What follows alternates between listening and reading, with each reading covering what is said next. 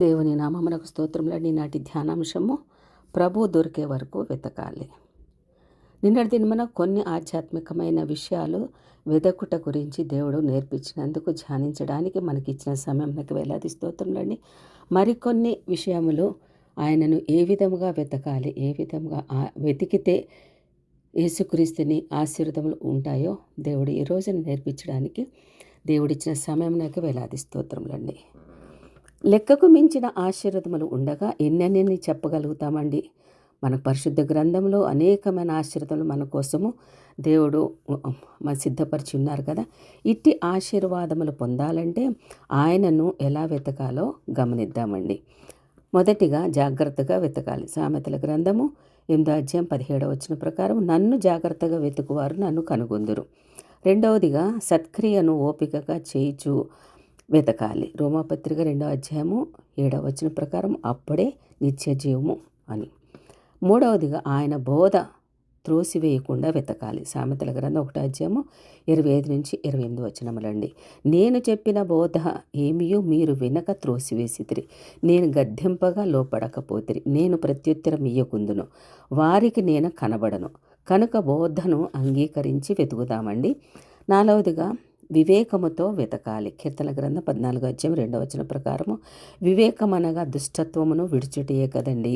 యోబు గ్రంథం 28:28 ప్రకారము వివేకము కలిగి దేవునిని వెతుకువారు కలరేమో అని ఆయన ఆకాశం నుండి నరులను పరిశీలించాను. కీర్తన గ్రంథము 53:2 ప్రకారము.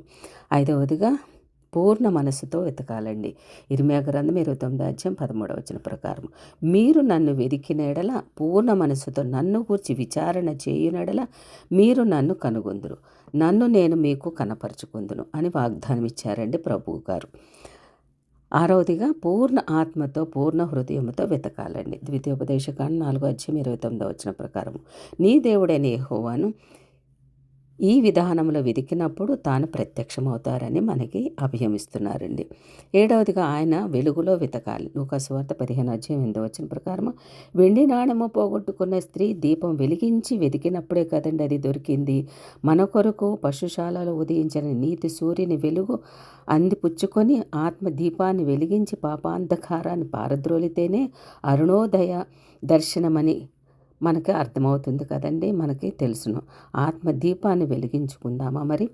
ఎనిమిదవదిగా ఆయన ఉన్న చోటనే వెతకాలి. లూకా సువార్త 2:45-49 ఆయన దేవాలయంలో ఉంటే తల్లిదండ్రులు మరెక్కడో వెతికారు. హృదయమే తన ఆలయమని సెలవిచ్చిన యేసును మొదట మన హృదయంలోని వెతుకుదామండి. 9వదిగా వాక్యములో వెతకాలి. వాక్యమే దేవుడు కదండి. యెహోవా వాక్యమును ధ్యానించుటయే ఆయనను వెతుకుట. ఎందుకనగా దేవుని వాక్యము అను నామము ఆయనకు పెట్టబడి ఉన్నది కనుక. ప్రకటన గ్రంథం 19:13 ప్రకారం. 10వదిగా ప్రార్థనతోటి వెతకాలి. పేతురు రాసిన మొదటి పత్రిక 3:12 ప్రకారం ఆయనను వెతికే స్థితి శక్తి గల మార్గము ఇదే. ప్రభు కన్నులు నీతిమంతుల మీదను ఆయన చెవుల వారి ప్రార్థనల వైపును ఉండును అని గొప్ప ఆదరణ మనకు అనుగ్రహింపబడి ఉన్నది. ఇంకా మరెన్నో మార్గంలో ఆయన వెతుకుట గురించి మనము ధ్యానించుకుంటే ఎన్నో ఉన్నాయి కదండి. యెహోవా మీరు దొరుకు కాలం నందు ఆయనను వెతుకుడి, ఆయన సమీపంలో ఉండగానే ఆయనను వెతుకుడి.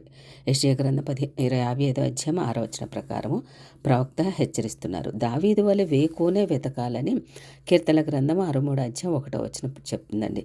ఉదయకాలమున మంచం మీద పరుండినప్పుడు దానియేలు వలె ముమ్మారు వెతకాలి. రేయి మొదటి జామున నదీ ప్రవాహం వలె కన్నీళ్లతో ఆయనకు మొరపెడుతూ ఆయనను వెతకాలి. విలాప వాక్యములు 2:18 ప్రకారము దివారాత్రం కన్నీళ్లతో వెతకాలి. ఏ విధంగా వెతకగలమండి? మన ఆపత్కాలమందు ఆయనను వెతకాలి.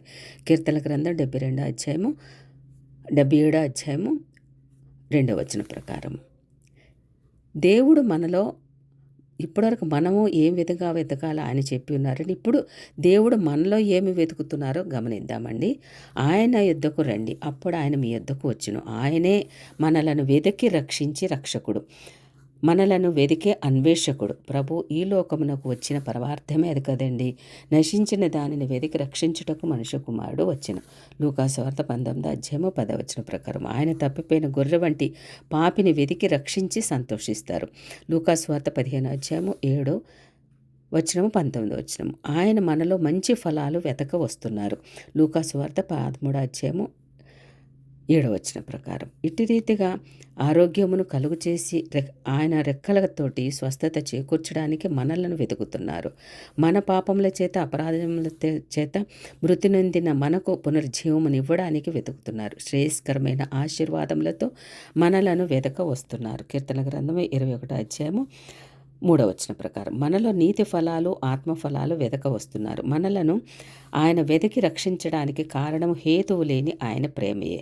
యోహాను సువార్త 3:16 ప్రకారం. ఆ ప్రభువు నిన్ను నన్ను మనల్ని అన్వేషింపగా మనమందరం కూడా మనము అన్వేషించి ఆయనను పరిశీలించి ఆయన యొక్క సన్నిధానంకు వెళ్ళినప్పుడు ఆయన ఆశీర్వాదములు మెండుగా నిండుగా అందరి మీద కుమ్మరించును గాక. ఆమేన్.